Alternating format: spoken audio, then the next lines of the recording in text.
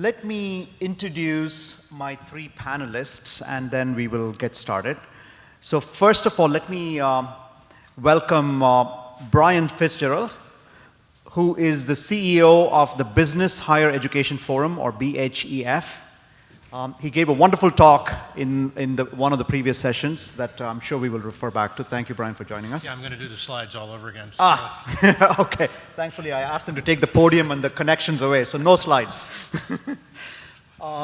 Second, I would like to invite Girish Punj from the School of Business in the University of Connecticut. He has, besides his portfolio of business school topics, he has also spent quite a bit of time teaching, actually putting together and teaching Watson courses. And we're going to talk about methods and techniques and other things with Girish. Number three, I would like to invite Gordon. How would you pronounce your last name? Pipa. Gordon Pipa, who is a professor and chair of the Neuroinformatics Department at the University of Osnabrück in Germany. Now, Gordon has a very interesting research agenda. Some of you hopefully saw his presentation earlier in the day today, which is to identify the principles that shape neuronal activity and how this information is processed in a multi-scale system such as the human brain. And I think we're going to get some really interesting insights from him on that set of topics. So the plan for the panel today is going to be, as I said, first of all, very, very highly interactive. So I'm going to come to questions from you as soon as possible. So prepare your hard questions and keep it entertaining if you can. But I want to make 2 points before we start. I'm going to do 1 or 2 rounds of questions for my panelists here, and then we'll move to the audience. But before I start the questions for you, I want to make 2 points. First and foremost, today has been an incredible collection of presentations. I think you would all agree with that. But we had 3 parallel sessions going, and that unfortunately means that we all had to choose, and we got some and we missed some. And I just want to make sure that in this panel we take a holistic look at all the parallel sessions that happened. So there may be some little bit of rehashing, even if you made a presentation before or made a point before. I think it's worth reiterating some of your key points anyway, because there's going to be maybe 2/3 of this group that may not have seen your presentation. And I do think of the continuum from data science, data engineering, computer science, cognitive science, neuroscience, the human factors, the societal factors, all of those things as a kind of a holistic perspective that, of course, we in IBM think of as cognitive computing. One of the things about cognitive computing is that it has to be holistic in order to make the real impact that we think we should make in all of the industries and around the world. So that's point 1. We want to have that holistic perspective. Point 2 is the idea that this new agenda that we're building is definitely going to impact every single industry, every single domain. And I had the really good fortune to be at the Frontiers Conference that was organized by the White House last week, actually Thursday, a week ago. And President Obama was at that meeting, and he talked about how he sees AI, broadly speaking, but he really is thinking about all of these other fields that are adjacent to AI, and how that is going to change the world and change society, and how we as a country, in this case, that was what he was talking about, but I think we as humanity should prepare for the future that the whole data-centric and knowledge-centric cognitive computing technologies are going to usher in.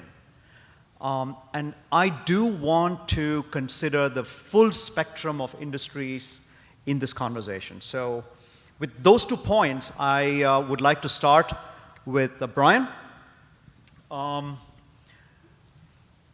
The work that you've done with the Business Higher Education Forum, Brian, has looked at the entire landscape of data science, AI, cognitive science, this whole spectrum.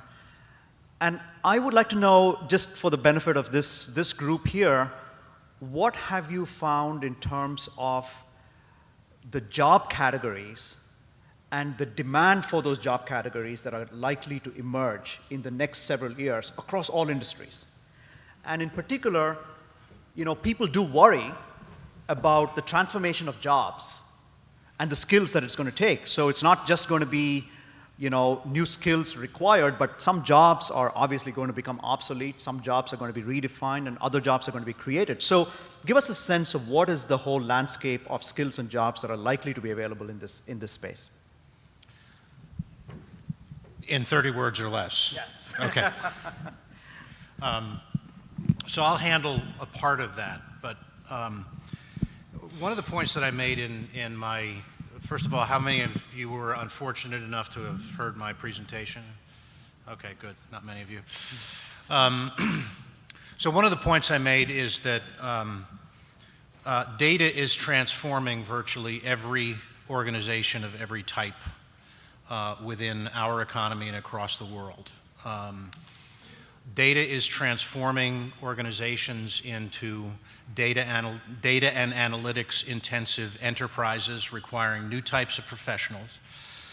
And the work that we've done with our own companies and with firms like Burning Glass has really given us an insight that a new hybrid economy is emerging. And it is calling for, and that is, if you look at how organizations are changing as a result of data,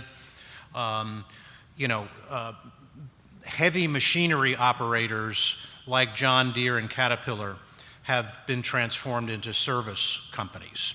They have sensors in their machines. They understand that the data from those sensors can be used to create value. An external value to the customer in terms of predictive maintenance. Internally, it can help them understand the engineering of their own products. GE engines are the same thing, 5,000 sensors, blah, blah, blah. But it's really calling for, and this is where Burning Glass's analysis has been very helpful, it's helped us understand that this new economy is calling for a new type of graduate. And it doesn't matter what you major in, it's calling for hybrid skills. IBM has done a great job of articulating the T-shaped professional, and that is a deep well of content and experience knowledge in one system or domain and a broad set of workplace competencies. And so we have worked very hard to understand within our own member companies and with some of the work that we've done with Burning Glass Technologies in sectors like professional services or financial services, just the depth and the breadth of demand. And so we have quantifications of that. We've worked to translate those the analysis of job postings into new requirements for a variety of different majors at the undergraduate level. And this obviously cuts across all professional categories, all industries and so forth, right? All functions, I won't say all sector, all industries, but okay. Yes, proverbially. Mm-hmm. So we have been working on the supply side also to enable our member universities to respond to that. The big issue, if you have read The Second Machine Age, is we're in a race here. We're in a race to create new jobs through new knowledge and new skill sets. On the other hand, the economy is destroying jobs. And it's not this classic, are we offshoring jobs? There are certain jobs that machines can do inherently more rapidly and effectively than human. Those jobs are going away. And they are going to be blue-collar jobs. And they're going to be replaced by much higher skilled jobs. So we're kind of in a race with our own economy. This isn't other nations This is the transformation of our own economy. And the companies are racing to find the talent. I'll give you one example. One of our members is the chairman of a global professional services company.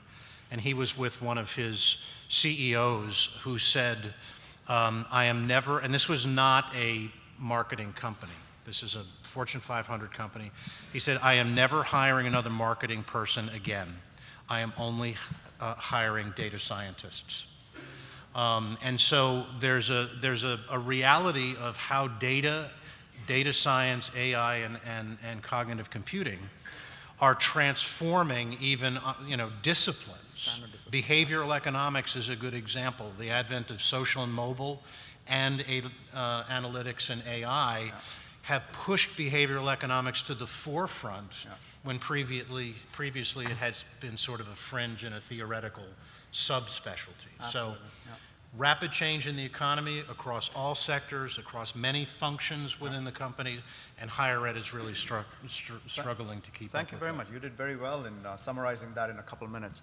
So the one thing I took away from your talk was the idea that every discipline and every department in a traditional university will have to have some kind of a data science education incorporated within it, as opposed to having a separate track called data science.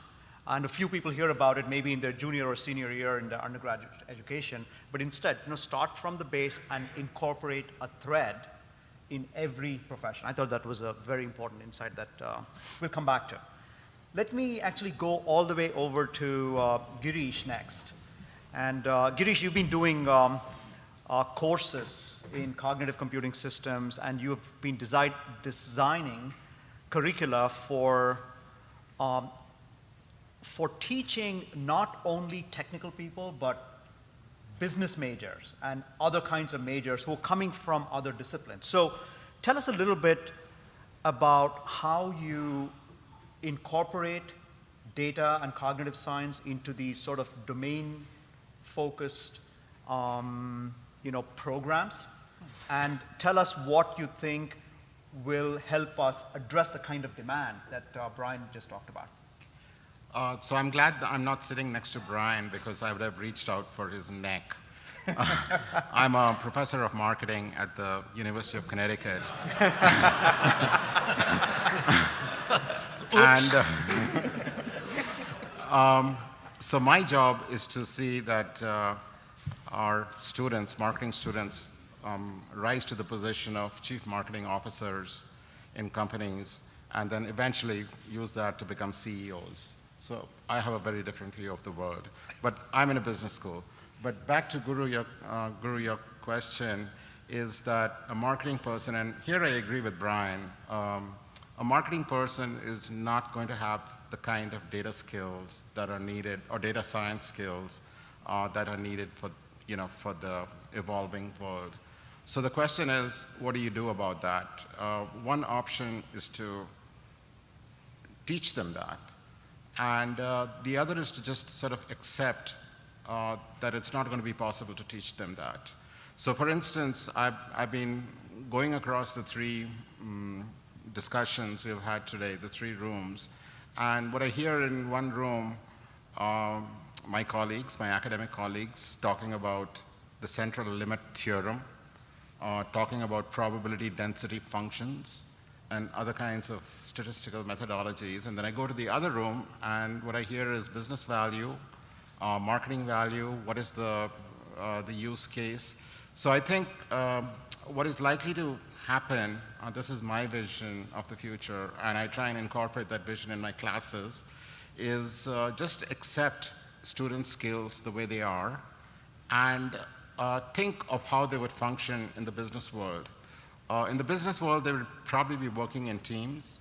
So I try and recreate those teams in the classroom. And I'm very fortunate in that respect, because in my classes, I could have some people who can code in Python.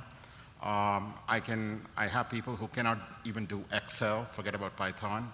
I have people who have very strong financial engineering skills. I have students who have very strong marketing strategy skills. So the task is for me to act like a chef, stand back, or try and get all the students in the class to bring out the best that they are to offer. And it's that mix, I think, the hybrid. I think you used, Brian used the word hybrid, and Guru, you used the word holistic. So I think what I'm trying to do is implement that holistic approach right in the classroom. And of course, that requires a hybrid perspective. And what I'm hoping is that when these students go out in the business world, which is what they'd be doing in my case, that they can transform the same kind of learning experience they've had at the university to their workplaces. Very good, thank you.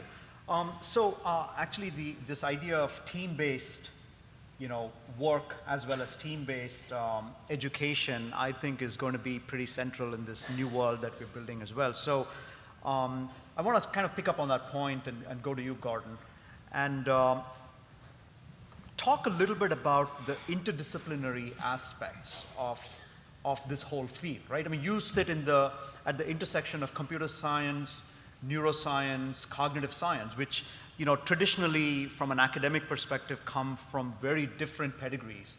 But I think those are converging, or at least there's a strong overlap among those three areas where people need to understand, not just in the academic sense, but also in the business sense and maybe in the long-term research sense as well, that we have to take insights from all these fields in order to solve the tough problems. So tell us about how you approach that.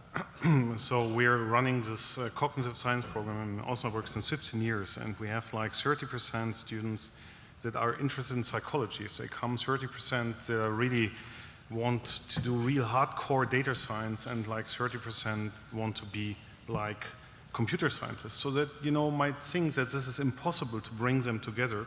But what you really need is, you need to run that thing like the 200 students that start every year, like a couple of startups.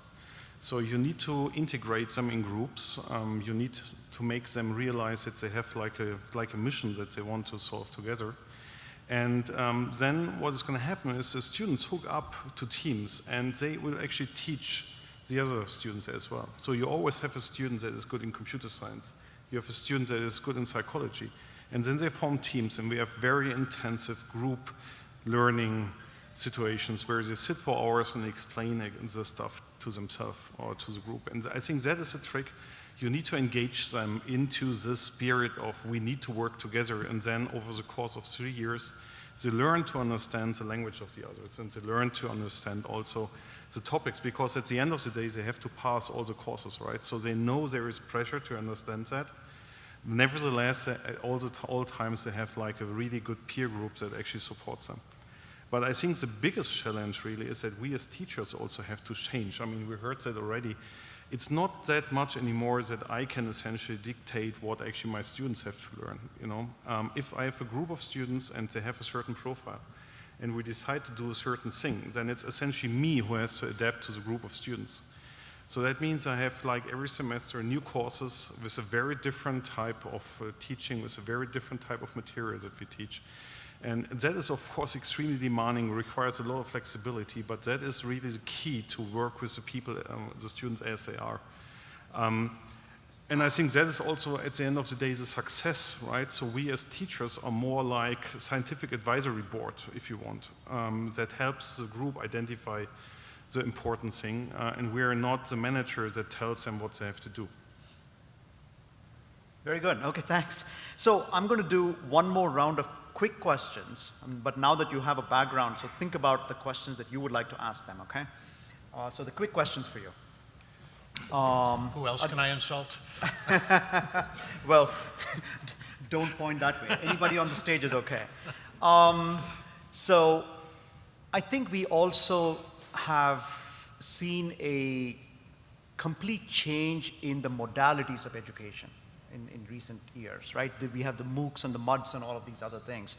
So in your analysis and study of developing the supply side of these skills, have you also looked at the preferred way of of doing the training and the teaching, offline, online, and I think there's this blended techniques that people use these days as well. So do you guys have a point of view on that? Sure.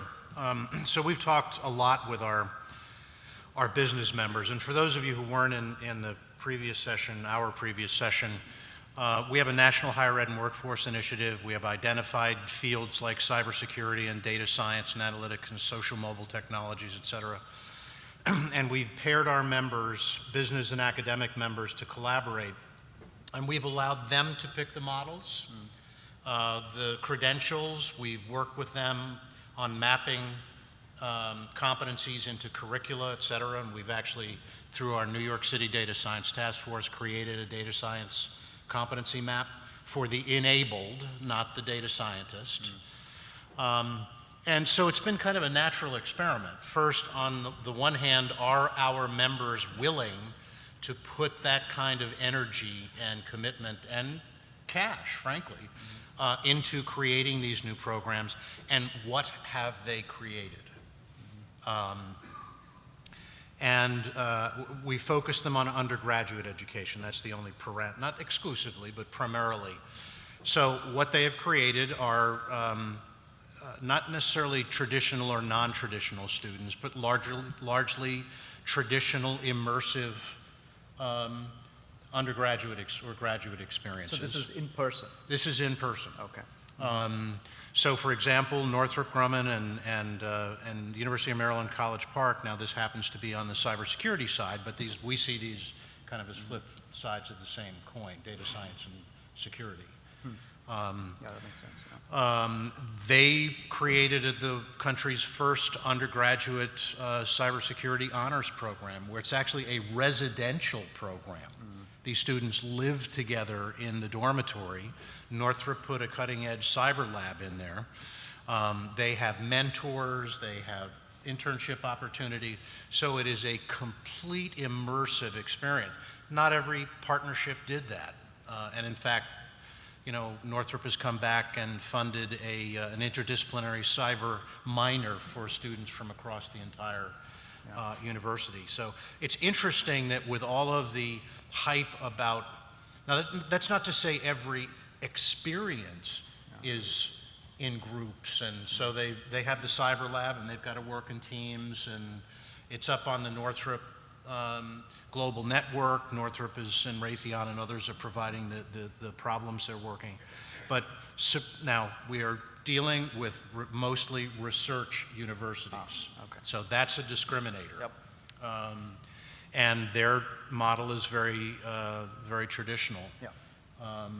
So actually, let me pick up on that and ask Girish, right? If these research high touch kinds of models are obviously more difficult to scale, right?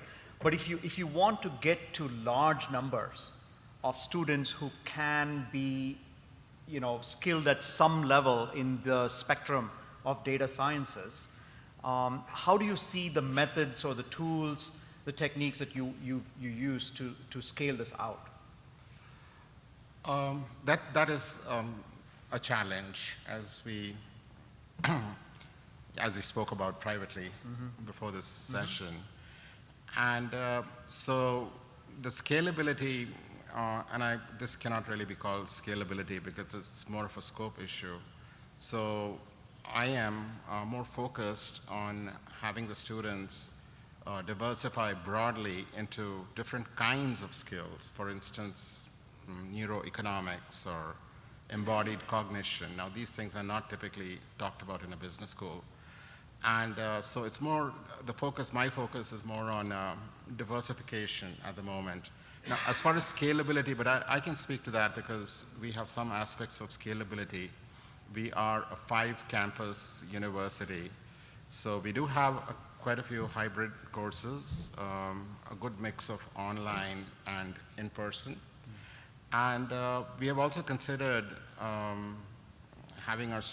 encouraging our students to enroll on their own time on MOOCs, MOOCs.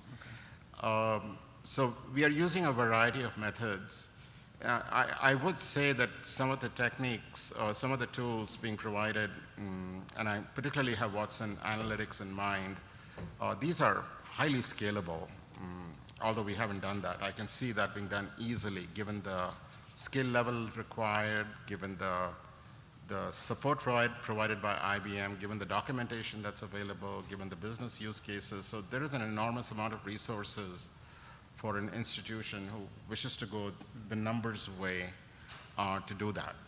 Very good. I should also mention here that some of you may have seen the bot, the teaching assistant bot that was developed at Georgia Tech by Professor Ashok Goel, which is sort of like a cognitive assistant for teaching cognitive computing, pretty much, right? And that can actually help scale in a different way, of course, through some kind of a blend between an in-flesh teacher and a bot collaborating to get out to more students, maybe remotely, farther out remotely as well. But anyway, keep that in the back of our minds. But let me ask you one more question, Gordon, and then I'm going to open up, so I hope you all have your questions. I think a lot about our entire teaching methodology itself. And since you work in the area of brain sciences, I also want to put on the table this question about what have we learned from the brain sciences about how to teach people better? Because we know that the brain processes are good and naturally adapted to do certain things, and not so easy to teach certain other kinds of skills. So any insights from that we can incorporate into the teaching of these sciences?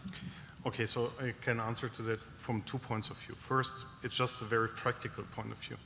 What you really want is you want to just have your students be dying for what they're doing, right? I mean, we know that if you really want to know, then you have to have neurotransmitter release. You want to be excited because then you get the most effect of learning, right? Mm-hmm.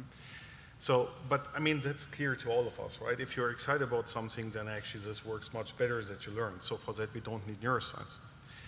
So therefore, my recommendation would be just like do what the students like anyway and adopt to the wishes of the student, because then they really go after and they want to actually realize that project. Yeah. From the neuroscience perspective, that's actually a nice question, because there are not so many studies that essentially study what students, for example, what kind of brain activity they have if they're in a natural environment. I mean, there are a lot of lab-based experiments. But how much that actually transforms to the everyday situation, that's not clear. We, for example, in Osnabrück have now this very cheap EEG device that we developed, and we developed it exactly for that. We want to have students sitting in front of a computer, we monitor the brain activity, and then we have automatic adaptation of the difficulty based on the automatic learning. So you want to know whether your student is excited about something, whether your student wants to take a break or should take a break, and all these things then actually like in the biofeedback sense. Excellent. Okay, so I think that should signal an opening to the audience. Please raise your hands, and I think we'll get a microphone. There's one over there. Or actually, you can line up behind. There's a microphone right there, so you can actually stand up and go to the mic. Thanks for that. That's been a very interesting set of insights on the holistic. The question I've got is that we've talked about, and we all know that data science analytics is all basically fundamentally multidisciplinary.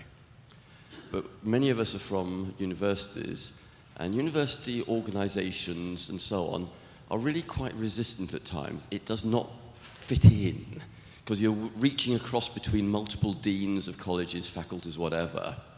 What is your experience and how we should address that? The silo problem, yes? So who would like to take that? Well, Go ahead. I can offer one thought. I mean, believe me, if much of what we are doing today is rooted in a rather frustrating many years trying to get at the strategies for boosting the number of STEM graduates. That requires a wholesale reform of the STEM undergraduate enterprise, frankly. And so we kind of, for a variety of reasons, and I covered them in the presentation, I won't go over that now, but we kind of moved beyond that to a new set of skills and a need for a particular type of talent On the one hand, it's unfortunate that we don't have any talent pathways and talent development strategies at universities for many of these skills. On the other hand, that's an advantage because you don't have to reform anything to do it. And so what we have done is to systematically look for safe harbors for innovation. And this honors program at College Park is the brainchild of Patrick O'Shea, who is the chief research officer at College Park and who has just been named the chancellor of University College Cork, his alma mater. But he had been the former chair of computer engineering. And he didn't pick the engineering school as the place to try to start this. And he didn't pick the School of Arts and Sciences, where CS is, to do this. He found a safe harbor in the Honors College. It has become a very high-profile program. It attracted $1.1 million in Northrop funding for the startup of the program, another 2.6 to start this new interdisciplinary program. And so, you know, again, we're not trying to reform universities. We're trying to find strategies for seeding new programs and talent pathways that don't exist today, that won't hit too many institutional barriers, use them as proof points and as way to rally faculty to innovative new ways of doing things. Another thing I might add here, based on my experience with several universities that we've recently started these kinds of discussions with, is this idea of institutes that cut across departments, that break the silos. And an institute can give you a kind of a mechanism to pull together the right pieces from the various departments and make it a kind of a sandbox or an experimental lab for trying out some new paths to your curriculum, through your curricular programs. So did you have another comment? So actually, this is exactly the way we did that. Okay. But you have to consider then that at some point you still want to have your identity, right? You want to be like the cognitive science program. And the one thing that actually really helps tremendously is that if you have students that at some point get this idea that they're part of like a bigger program, right? And then essentially they start defining the program cognitive science, which started from an institute. And that pulls then the faculty members into that program, and suddenly you have like an institute and a program that is a unique thing. Makes sense, yeah. Let's go to the next question. Yeah, I'd like to ask a follow-up on the question about in-person learning versus computer-based learning, online learning, et cetera. And in particular, the model in universities and in lower educational, K through 12, is to have curricula, and everybody takes the same class, and you have to take a certain set of classes to get a degree. What progress, if any, has been made doing personalized learning, where you don't have to take all 20 exercises in one class, and you can really take what's relevant to your individual career path objectives? Okay. Who would like to take that? I don't think I'll be able to exactly answer your question, but what the in-person online mix for data science courses that I have found to be effective is that well before the first in-person class meeting, the students are working online. They're required to acquire a certain defined level of familiarity with what kind of skill sets they will need, some basic coding skills. They refer to resources, Watson Analytics resources, other resources. And when they show up on day one for the in-person session, they're expected to have all that. So that is one way we are dealing with that situation. But I do think that this old teaching model is rapidly losing its relevance. And as academics, and I'm one of them, we are not really seeing that. So this notion of the sage on the stage, a professor standing at a podium and lecturing out of a syllabus or a curriculum, I think that model is not really effective for, for a data science analytics kind of course. Now, regarding the institutional constraints which came from the previous questioner, I think, I'm just guessing, in American universities, the professor has more leeway in terms of defining what goes into the course outline. The syllabus constraints are, this is just my speculation, are not as rigid as they might be in Asia Pacific or Europe. There is no governing body telling me what to teach in my big data class. There are AACSB accreditation standards which we have to comply with, but those are easily satisfied.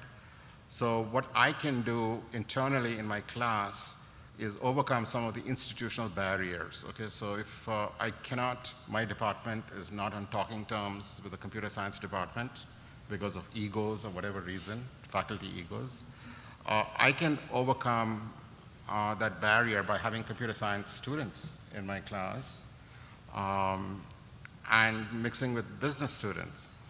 Now, one other thing we have done is that it's not just an institutional thing. At the student level, we are creating living spaces, and in our university we have created a dormitory where students live, eat together. They are from different areas, marketing, data science, etc. This dormitory cost $71 million to build. It accommodates only 100 students, and it just opened 2 months ago. So we really don't have, any metrics on how this is going to work. But I think that is the future, is that it's a multi-level effort to knock down all these traditional silos. I would actually open up also to anyone in the audience who may have relevant experience to talk about this particular issue, because I think the scaling problem ultimately is going to bite us, right? And we know that we're going to have to get it across many industries, many professionals. I'm thinking millions of people. So if you have a relevant piece of experience or insight into this question or an answer to this question, please step up and speak. But in the meantime, let's take one more question. I can actually address that. Oh, great. Okay. Point. So I'm an industry professional. I cover, I have many years in telecommunications and the power industry. And I spend 95% of my time in front of clients. And these are line of business owners, chief data officers, chief scientists in some cases.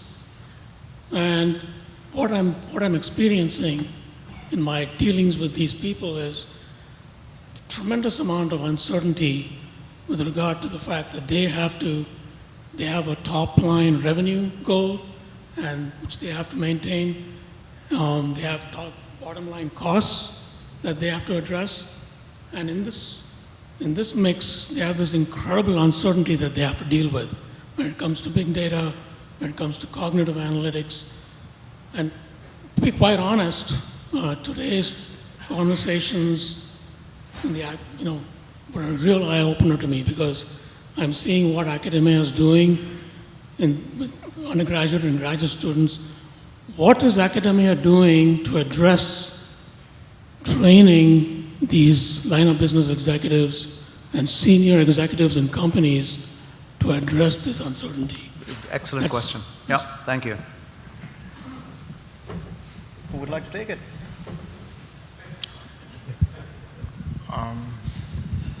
Brian? No, go ahead. Or, yes. Well, look, I mean, so the question about training or retraining the workforce, especially senior levels of the workforce, not, fresh students at undergraduate level, is a very complicated question. And the part of the answer, I think, is on-the-job training, which is a kind of,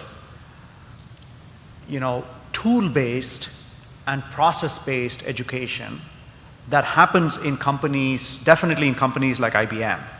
For example, right now we have some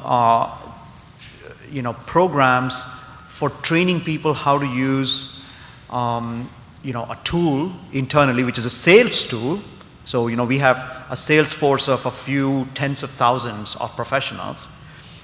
A sales tool that uses cognitive analytics as a fundamental part of the sales process. So, for example, today, there's hardly any salesperson in IBM who does not use something internally that we call Crystal Plus, which collects all of the data that is available about every client anywhere in any data system or information system in IBM, and that's a humongous distributed set of data sources. Connect that internal data with external data that comes from news sources, from analysis, like analysis reports that's external, and then create a digestible sales, insight-based report in a matter of seconds when a salesperson is driving over to the client and using their mobile phone to have this kind of insight in their palm. This is just-in-time insights. Just-in-time insights, but it's doing natural language processing of articles that was published yesterday in the New York Times, which may talk about some kind of a new acquisition that happened with a client that they would not have known about unless they've caught up with every piece of news that's out there, which is pretty much impossible to do these days given the amount of data that we have. I think that's a good example of how on-the-job training over the last couple of years has actually changed our sales force today in IBM. Right. And I can't tell you that there are other examples like that today for senior executives, which is I think the question that you were asking. But I can see that when there is value, that people kind of seek out tools like that, like the sales tool, and over time, now we have training programs. And I think we will definitely see many more of these training programs internally. But that's about the best example I have right now. If anybody else has any insights into this, please. Yeah, I can give you another You can give example. you one? Okay. So, I mean, if you just, I know many of you weren't part of our session where Burning Glass reported out their nationwide data science and analytics workforce analysis, but currently there are, in 2015 there were 2.35 million postings of jobs that require some level of data science and analytics. So if you just think about the numbers there, we're not graduating $2.6 million undergraduates or graduates with data science experience. We know that. And so it's going to require a lot of retraining. But we've had some experience with a number of our member companies realizing that they were all training in the same way around cyber or data science or whatever, and have approached universities to create professional science master's programs for both mid-career people and more senior level people. One good example is 5 of our member companies, Raytheon, Boeing, Northrop Grumman, Battelle, and SAIC approached the University of Maryland, Baltimore County. Again, they specified the requirements. What should someone need to do at either the intermediate, the mid-career, or the senior level? And the graduate program designed a blend. It was actually a blended program, some in person, some online. So I think there are a range of opportunities, but business needs to play the lead to specify the requirements so that the return on investment is high in investing in these kinds of programs. It sounds like a great business model for some of the universities in the room to start providing these kinds of executive level education to people in data and cognitive science, specifically applied to roles, perhaps. Next question. Hi, Randy Lavick from Northwestern. A couple things. I teach a MOOC that graduates about 25,000 people on big data and analytics, particularly with respect to marketing. What I find is we tend to be very much of the expert on the stage, as you were saying. And I'd like to hear what you think about doing this in a more massive way, because I think there are a lot of people that are grappling with how do I get a career in a big data world. And more specifically, one of the things I found at Northwestern is this is a unique opportunity where big data and technology have taken over marketing and business and all sorts of specialties. And it's to one point where we can go across to other colleges within the university and talk with them about why don't we work together to address the thing called big data that we're all grappling with. And I find that is a very refreshing thing, and it does overcome some of the silos. So can we use this as a way to blow down the silos and start saying, we need to think T, we need to think groups, we need to think working together to make sense in this big data world? I'd like to hear your thoughts. Let's see if Girish or Gordon, you have any thoughts? I was fortunate enough to attend your presentation earlier this evening, and I'm sure there's others in the room who might have had that opportunity. So I think you are the best answer to the question you posed, because what you're doing is... Maybe you should explain to us what you are doing in this, yeah, in this area. Right? I'm not dodging the question, but I wish I could do what you are doing. So what are you doing for the benefit of the whole group, please? It would help us. Well, what I was presented with was the opportunity to build a MOOC in social media marketing. Mm-hmm. And the key is, I'm not the expert. I just knew who the experts were. So I put together 20 different companies, including IBM, and used their experts in terms of speaking at the class, teaching how it works, and letting peer groups with good rubrics of grading grade themselves within their own countries, because we're dealing with about 140 countries. Mm-hmm. And we tried to internationalize it. And the key thing is we spent more time teaching them how to get online and to be on Twitter and LinkedIn and link up with the experts and become part of a community. Mm-hmm. Because to me, we're not going to survive unless we're a community of experts who are trying to deal with big data, because change is happening so fast. And so the key, I find, is to say, let's all just get together, because whatever we learn now is going to change in another 2 years.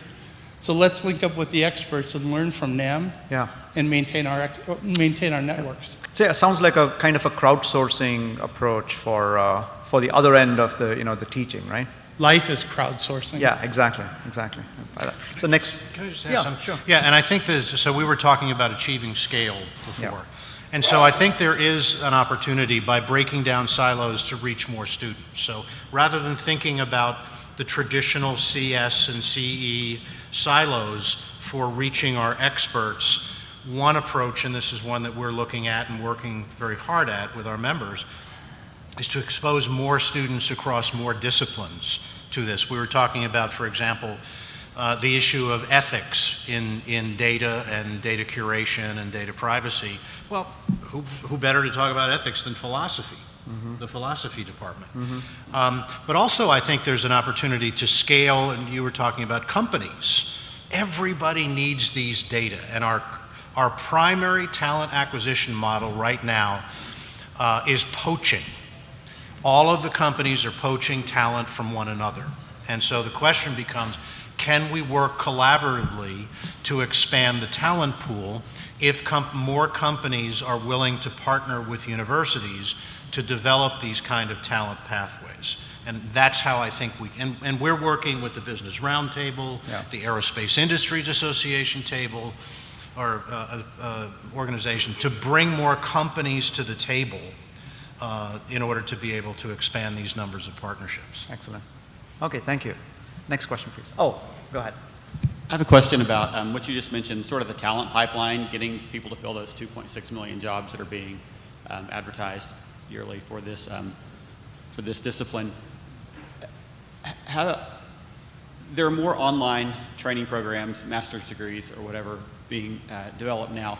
Do you see that becoming even more of even more frequently, especially for people that are already mid-career, that have some background in these type of things? They've done it on their job, but want the legitimate credentials to be able to move into that.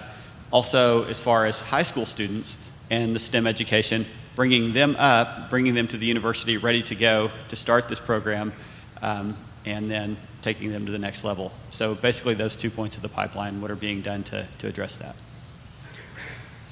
I'll defer to my colleagues on that. Okay. Gordon, Online. yeah, So, first of all, I think it's actually absolutely necessary to do these things like, having this massively open courses and like MOOCs. The thing is actually that I think we have to realize that we have to invest resources for that as well. And, I think that is a problem for a field like this cognitive computing at the moment, because faculty members are struggling to kind of establish, the program. And even though we are, for example, existing since 15 years, it's still not easy to survive in an environment, and we constantly have to protect because we are the odd one out. So if we would have to invest now into this, that would essentially mean that we have like a completely new person, for example, I guess, that essentially is managing only this.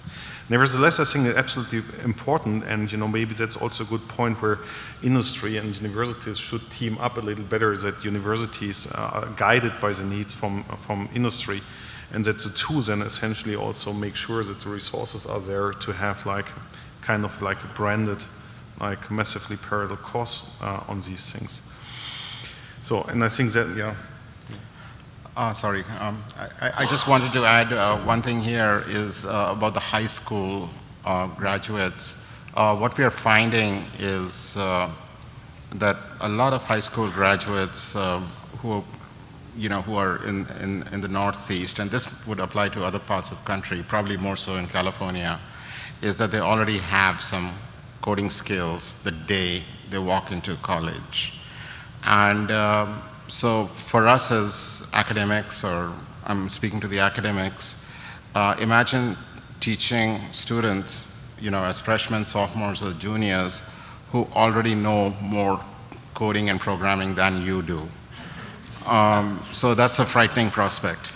And so what I think, the other take on this is that I think instead of worrying about retraining, is let just time pass. Okay, these students who are high school students now, in 3 or 4 years' time, they'll be sophomores and juniors.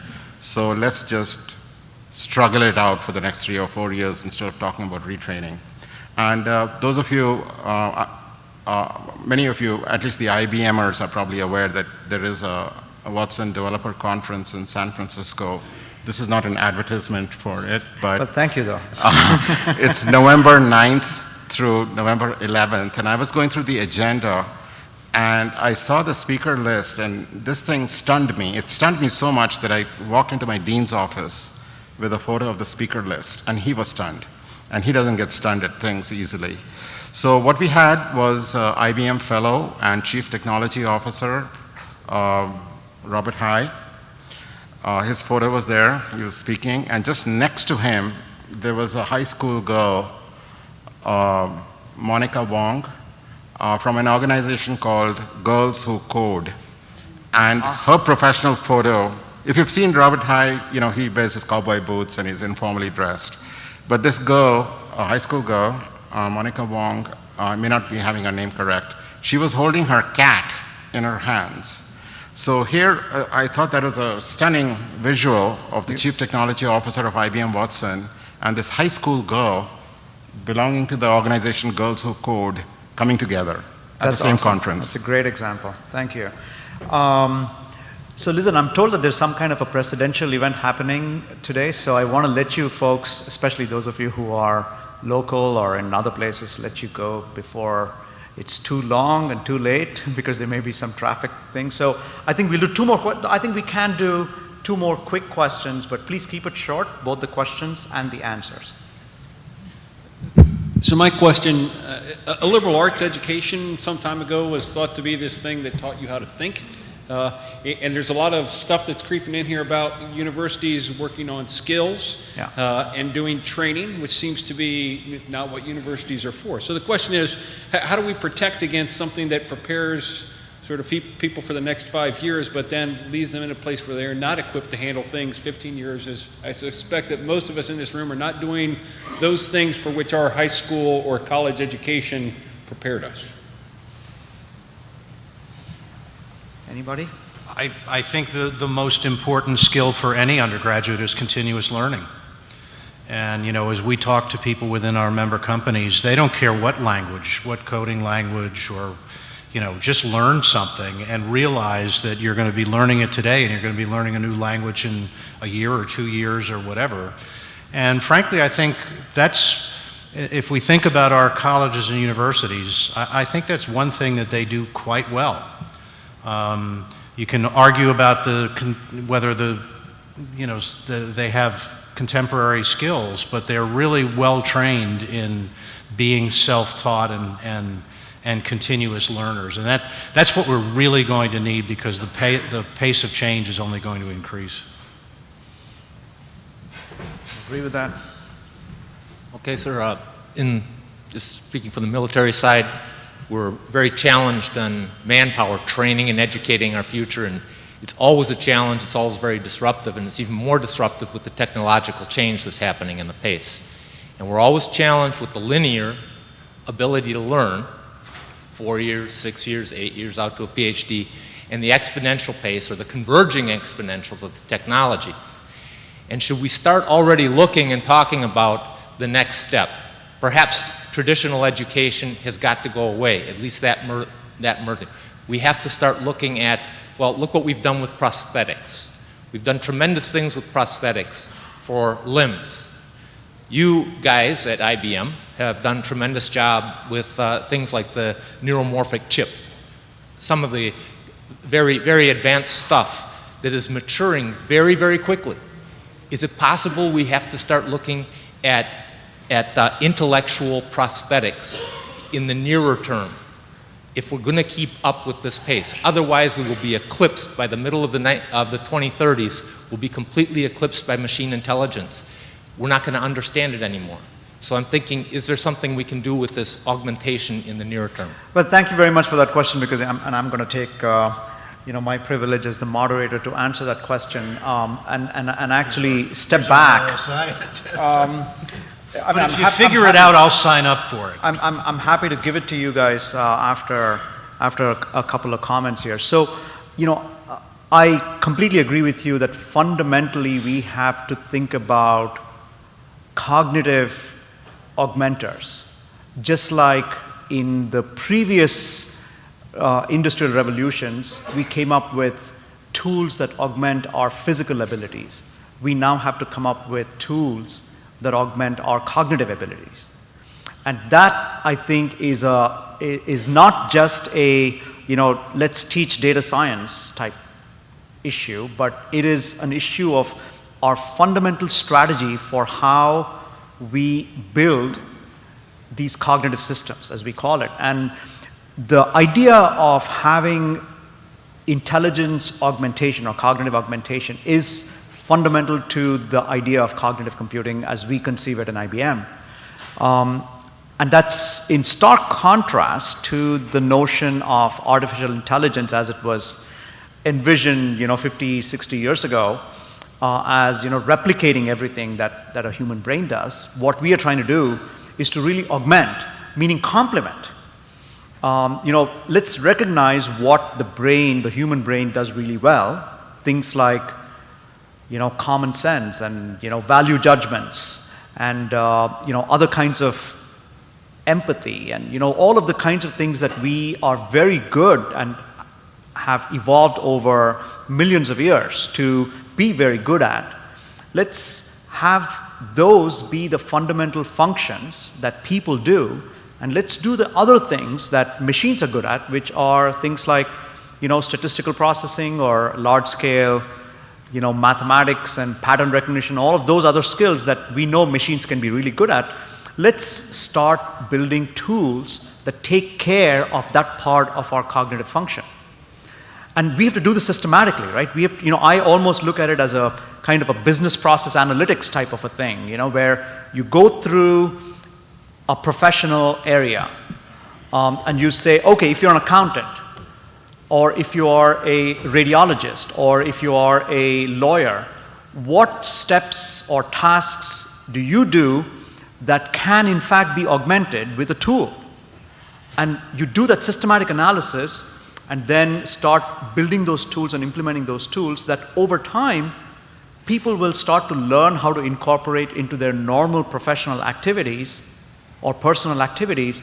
Just like, you know, we learn to depend on everything on our brain in today's education. I think we need to change the education system so that we learn how to use these learning, reasoning machines from the get-go. And I think that's the change that we need to do. And if we do that, we will probably have every, you know, my vision, right, is every professional on the planet has a personal Watson, so to speak, that can help them do all those cognitive tasks that they need help with, whereas we focus on the things that we are really good at. I think that's the only way that we can handle kind of this exponential path. Long-term vision, but I think that's the path that we should all be on.